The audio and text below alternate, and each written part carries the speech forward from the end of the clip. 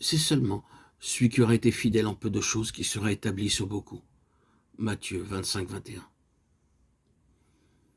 Soyez très fidèles dans tout ce que vous savez et possédez déjà de l'action de l'Esprit en vous. Considérez-vous comme le temple de Dieu. Soyez attentifs au moindre souffle de l'Esprit de Dieu en vous. Écoutez en particulier ce que vous dit votre conscience qui a été purifiée dans le sang de Christ, qu'elle reste pure et nette par une obéissance d'enfant. Il se peut que dans votre cœur se trouve encore beaucoup de péchés involontaires, contre lesquels vous vous sentez sans force. Humiliez-vous de cet état de corruption inné, accru encore de tous vos péchés volontaires. Que tous vos péchés soient aussitôt placés sous le sang qui purifie. Quant aux actes qui dépendent de votre volonté, dites chaque jour au Seigneur Jésus que vous êtes prêt à faire tout ce que vous saurez lui être agréable. À chaque faute nouvelle, accueillez les reproches de votre conscience. Mais que cela ne vous empêche pas de retourner avec confiance à Dieu et de renouveler ce vœu. Je suis prêt, Seigneur, à faire tout ce que Dieu voudra de moi. Demandez-lui chaque matin à être guidé dans votre sentier et croyez que vous le serez. Soyez certain qu'alors la voix de l'Esprit se fera entendre à vous, que sa force se fera sentir. Soyez-en sûrs. Pendant 3 ans, Jésus a préparé ses disciples à ce baptême de l'Esprit. Et ce n'est qu'après cette école préparatoire que cette grâce leur fut accordée. Soyez donc, vous aussi, son disciple obéissant et docile. Confiez-vous en lui, et vous serez alors préparés, ainsi bien préparés, à recevoir le baptême de l'Esprit.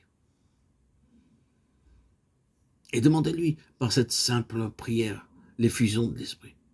Seigneur Jésus, de tout mon cœur, je t'adore. Toi qui es assis sur le trône de Dieu et qui baptise du Saint-Esprit du haut de ta gloire, daigne te révéler à moi et me faire connaître tout ce que je puis attendre de toi. Je te remercie, Seigneur, de m'avoir appris par ta propre vie quelle est la préparation nécessaire pour être rempli du Saint-Esprit. Pendant ta vie terrestre, à Nazareth, l'Esprit était toujours avec toi, mais ce n'est qu'après avoir voulu accomplir tout ce qui est juste, qu'après avoir participé au baptême de Jean, qu'après t'être ainsi mis au rang des pécheurs que tu venais sauver, que tu as reçu du Père une nouvelle effusion du Saint-Esprit. Ce baptême fut pour toi le sceau de son amour, la révélation de sa présence en toi, la force nécessaire pour le servir. Et à présent, toi sur qui est descendu l'Esprit, toi en qui il demeure, tu fais pour nous ce que le Père a fait pour toi.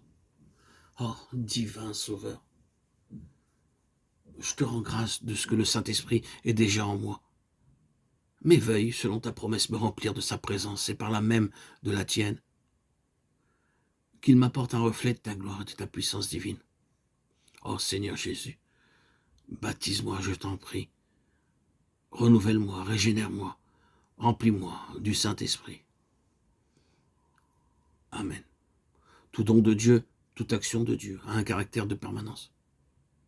Chaque jour donc, nous pouvons regarder à Jésus avec foi. En ces mots, c'est lui qui baptise du Saint-Esprit.